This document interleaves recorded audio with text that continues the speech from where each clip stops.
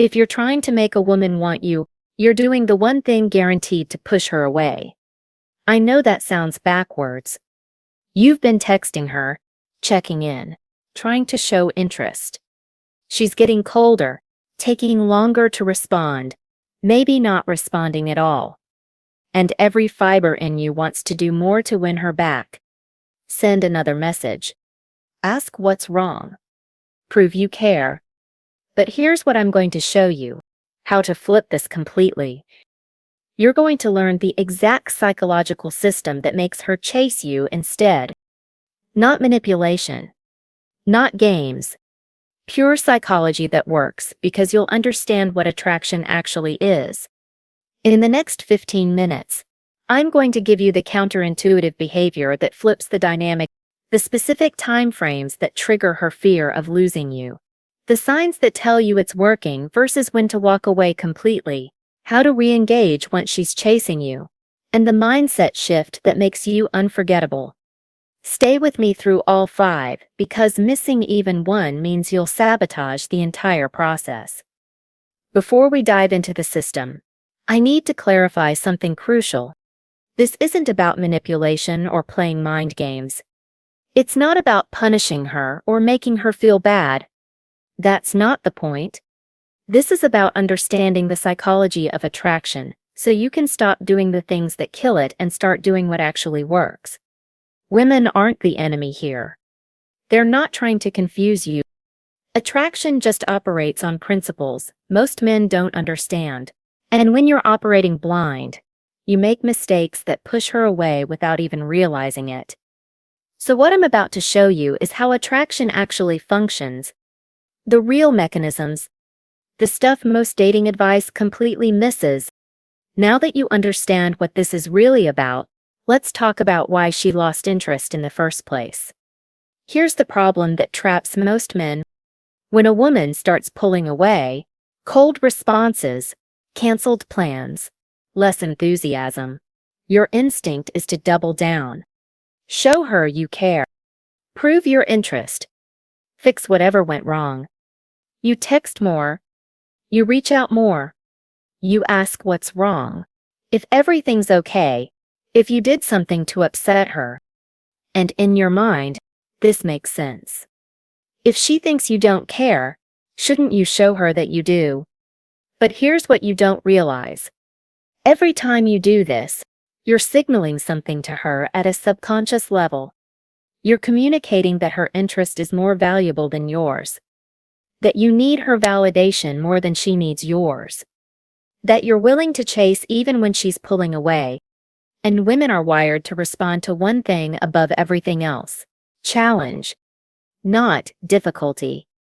Not games, but genuine scarcity. The sense that you're not easy to keep. That your attention isn't guaranteed. That you have options and standards. When you chase a woman who's pulling away, you remove all of that.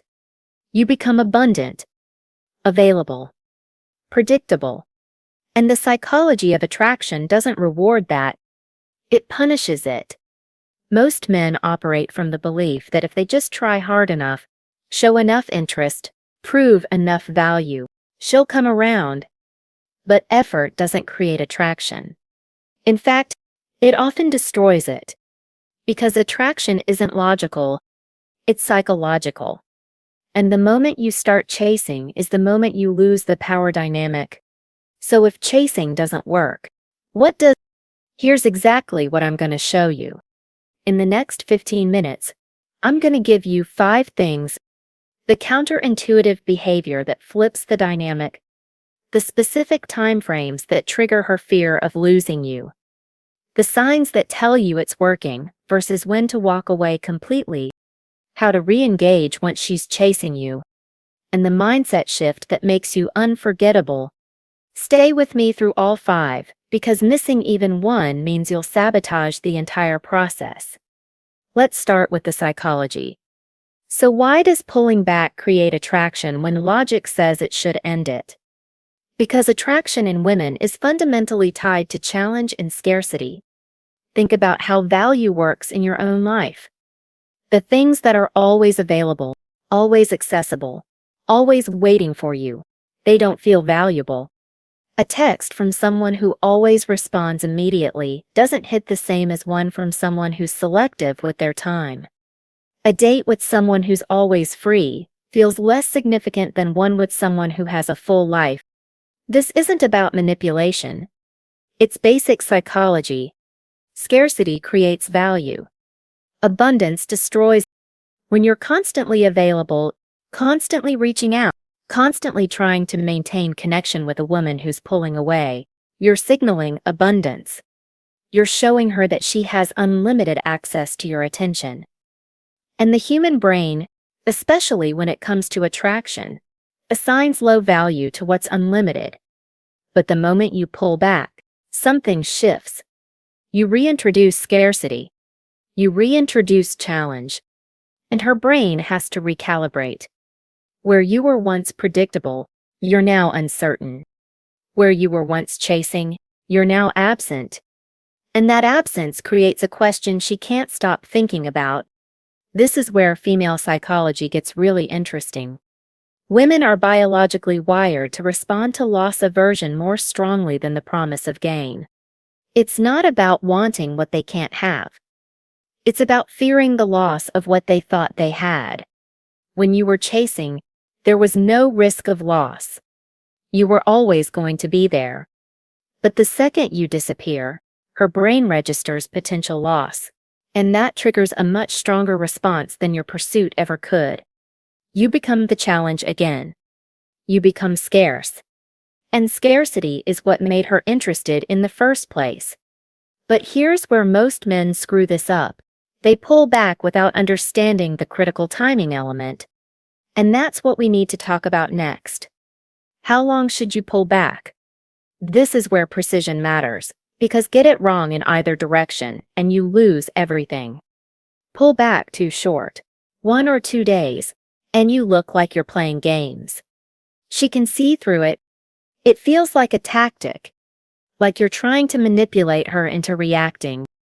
And women can sense that a mile away. The moment it feels like a strategy, it loses all power.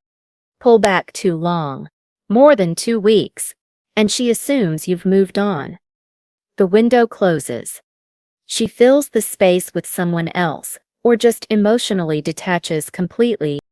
You become a memory instead of a possibility.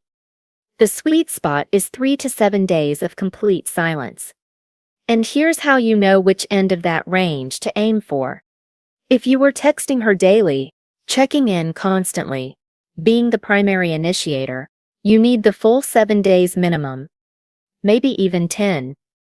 Because the more you were chasing before, the longer the silence needs to be to register as real. If your contact was already infrequent, if you were seeing each other casually and she started pulling away, 3 to 4 days is sufficient. The key is that she needs to feel your absence, not just notice it. And when I say complete silence, I mean complete. No soft touches. No liking her Instagram stories. No commenting on her posts. No casual "Hey, how are you?" texts. Nothing. You go completely dark. Because any contact, no matter how small, resets the clock. It signals that you're still orbiting, still available, still waiting. This part is going to feel uncomfortable. Every instinct in you is going to want to reach out, check in. Make sure she knows you still care. But that discomfort is exactly what tells you it's working. If it feels easy, you're not invested enough for this to matter. If it feels hard, you're doing it right. Now, during this silence period, something fascinating happens in her mind. What's actually going through her head when you disappear? This is where it gets interesting, and where you need to understand the psychology, or you'll completely misread what happens next. Stage 1. Days 1 and 2. Curiosity. That's weird. Why isn't he texting? It's not concern yet. It's just noticing. She's used to you reaching out, and now there's silence. She'll check her phone more than usual. Maybe look at your last message to see if she missed something. Stage 2. Days 3 and 4. Concern. Did I do something? Is he upset? Now she's thinking about you. Actually thinking, not just reacting to your texts. She's wondering if she said something wrong, if she hurt you, if you're pulling away because you're losing interest. And here's what's critical. She starts to care about the answer. Stage 3. Days 5 to 7. Fear of loss. Is he moving on? Is he talking to someone else? This is where the real shift happens. Her ego gets involved. Because here's something most men don't understand about women. They want to be chosen, but only by a man who has the option not to choose them. When you were chasing, you weren't that man. You were the guy who would always be there. But now you're the guy who might not be. And that possibility triggers something primal in her. She starts imagining you with someone else. Starts wondering if you've already replaced her. Starts feeling what you felt when she was pulling away. The power dynamic has completely reversed. And when she finally reaches out, and if you've done this right, she's the one seeking validation that you're still interested. She's the one who needs to know where she stands. That moment, when she initiates contact, is when you've won the power dynamic back. But even when she reaches out, most guys blow it at this exact stage. And here's what you cannot do. She finally texts you. This is the moment most men have been waiting for. And it's exactly where they undo everything. Here's what her reaching out actually is. A test. She's testing whether you were genuinely moving on or just playing games. Whether you're still the guy who was desperate for her attention or if something actually shifted. And your response is going to tell her everything. If you respond too eagerly, you prove you were just waiting. That all that silence was just a tactic. That underneath it, you're still the same guy who needs her validation. And the moment she senses that, the power dynamic snaps right back to where it was. If you respond too coldly, you push her away permanently. You overcorrect. You make her feel like she made a mistake reaching out. And women don't come back twice. You get one shot at this. So here's the balance. You respond, but not immediately. Wait a few hours. Show that you're a person with a life that doesn't revolve around your phone. When you do respond, keep it casual. Friendly, but brief. No over-explaining where you've been. No apologizing for the silence. No asking when you can see her again. Think of it like this. You're the guy who's happy to hear from her but wasn't sitting around waiting for her to text. Hey, been busy with work stuff. How's everything going with you? Something like that. Warm, but not desperate. Engaged, but not eager. And here's the critical part. You match her investment level, then you pull back first. If she's sending paragraph texts, you send a few sentences. If she's asking questions, you answer but don't bombard her with your own. You let her do the work of keeping the conversation going. Because if she's genuinely interested, she will. And if she's not, you need to know that now. So how do you know if this is actually working? Or if you're just wasting time? How do you know if she's genuinely reinterested or just keeping you as an option while she figures out something better? This distinction matters because your time is valuable, and you're not here to be someone's backup plan. Signs it's actually working. She initiates, not just responds, but actually reaches out first. She suggests plans. She asks about your week, your life, your schedule. She's putting in effort. She's consistent. When you text, she responds within a reasonable time. When you suggest meeting up, she doesn't give vague maybes. She either says yes and picks a time, or she gives you a specific reason she can't, and suggests an alternative. Watch for investment. Genuine interest looks like effort. She's not making you do all the work. She's not breadcrumbing you with minimal responses. She's showing up. Signs you're wasting your time. She only responds when you initiate. She's vague about plans. Yeah, maybe sometime without ever committing to anything concrete. She takes forever to respond or leaves you on read. She gives you just enough attention to keep you around but never enough to actually move things forward. Here's the framework.